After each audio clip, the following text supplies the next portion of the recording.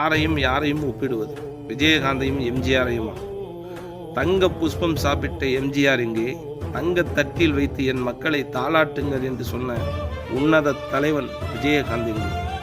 குடநாடு முதல் போயஸ் கார்டன் வரை கண்ணில் பட்டதெல்லாம் சொந்தமாக்கி கொண்டு நான் என்று அகந்தை பிடித்து அதிகாரத்தின் உச்சத்தில் இருந்த ஜெயலலிதா எங்கே?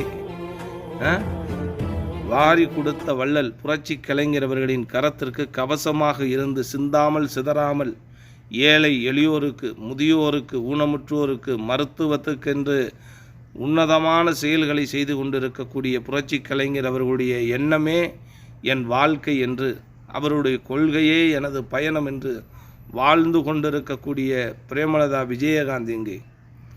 மாயங்கள் கலைந்துவிடும், ஒப்பனைகள் கலைந்துவிடும், சிந்தனைகள் கலைந்துவிடும், உண்மை ஒரு நாளும் மறையாது, அது உறக்கச் சொல்லும் பிரேமலதா விஜயகாந்தின் ஆளுமையை